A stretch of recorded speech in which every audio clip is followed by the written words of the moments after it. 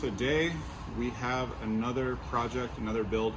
It's 370Z. We actually tuned this car like 3 years ago with a stock engine and a 700 supercharger kit. It has the Vortec V3 SI supercharger unit on it at that time. So it made about 620 horsepower.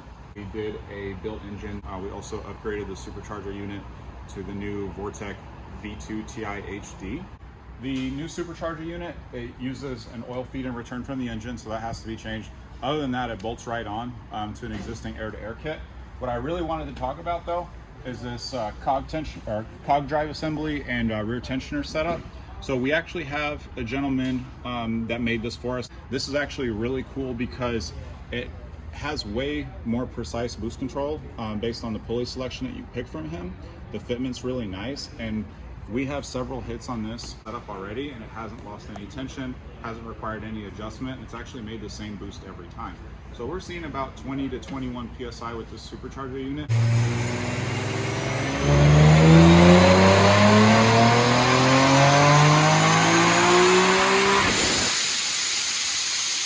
With this blower combo. So this blower and cog and pulley combo. So really happy with it so far. The cog drive and still in rear drive assembly has been kind of a controversial and kind of issue prone system over the past like 3 months. I've noticed that other companies, they have cog systems that are throwing belts getting sucked up into the blower, or they're not staying aligned, or they're not holding the tension over time, so they're not really lasting.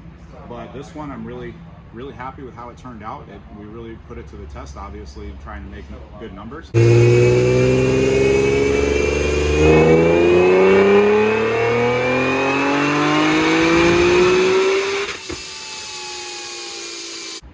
Really well. So the engine was built by Kinetik Motorsport. They also built a custom intercooler for this car. So basically none of the original supercharger kit that was originally there is actually, none of the functioning components are there anymore. We just have the manifold and the Y pipe. And then the final numbers I'll show you real quick. So the tuning strategy for this car, we structured the maps based on ignition timing output. So basically, as you switch up through the maps, the ECU puts out more timing and thus makes more power. The supercharger boost obviously stays the same since that's controlled by the pulley system that's on the car. I'm going to show you what the car made on 16 degrees. So 16 degrees of timing is considered pretty low, pump gas friendly. Still made 600 wheel horsepower on the dot, 441 torque. You'll see the mid-range is pretty lacking because there's very little ignition timing through the peak torque areas, since this tune is supposed to be more pump gas friendly. After that, we turned it up to see where we would end up at with this pulley combo, and our final numbers was 713 wheel horsepower and 507 foot-pounds. Way smoother graph with more timing in it, obviously, but this definitely illustrates kind of the difference between like a more conservative tune and then one that's pretty much where the engine is happiest at.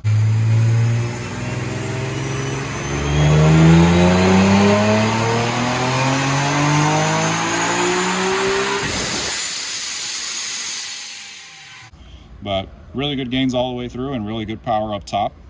This supercharger unit, we're kind of operating at the lower end of its efficiency range with the cog system that we're using. We're expecting it to pick up a little bit more boost and significant more power as the weather cools down. As you can see, it's close to 100 degrees in the shop today.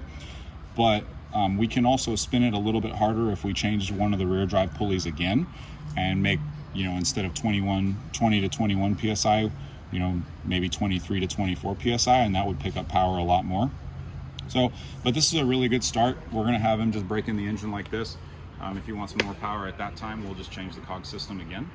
But overall, really good results. Still has an ARC 2.5-inch catback, so the car is very streetable, very low total noise in the cabin. Special thanks to Kinetik Motorsport for putting this car together. They did a great job with it. They did the initial install of everything the first time when the car was making in the low 600s range, and then again this time with the engine build and the intercooler and the supercharger setup. So really good job from those guys. We've been working together for a long time. So really overall, just very great package. And then tuning it, obviously the car tuned really well. No issues with fueling or anything like that. So if you guys have any questions, just leave us a comment, but we're just doing our best to document what works and what doesn't with this platform to make the most power.